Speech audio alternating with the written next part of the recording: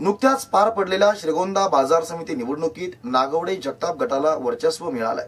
त्याच अनुषंगानं आज नवनिर्वाचित सभापती बाळासाहेब नहाटा आणि उपसभापती धनसिंग भोईटे यांनी पदभार स्वीकारला। यावेळी सभापती बाळासाहेब नहाटा यांनी बाजार समितीत यापुढे आणि या मागे पण पारदर्शी कारभार केला आणि करणार असल्याचं स्पष्ट केलं। नुकत्याच पार पडलेल्या श्रीगोंदा बाजार समिती निवडणुकीत नागवडे जगताप गटाला वर्चस्व मिळाले।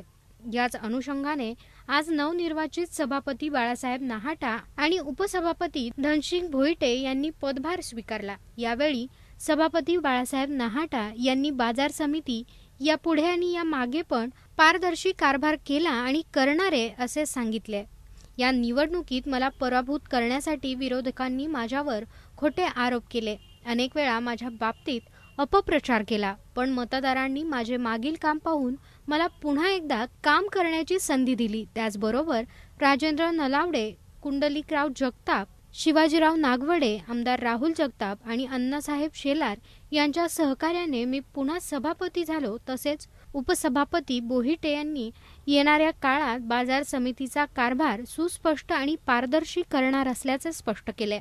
शेतकऱ्यांच्या प्रश्नाकडे लक्ष देऊन सर्व सदस्य यांना बरोबर आणि विश्वासात घेऊन काम करणार असल्याचे सांगितले। यावेळी नागवडे कारखान्याचे चेअरमन राजेंद्र नागवडे, अनिल मामा पाचपुते, तुकाराम दरेकर, नगरसेवक अशोक आळेकर, राजू गोरे, प्रसाद काटे उपस्थित होते। प्रतिनिधी अमोल उदमले, ब्युरो रिपोर्ट, जीवन न्यूज, महानगराची लाईफलाईन, श्रीगोंदा।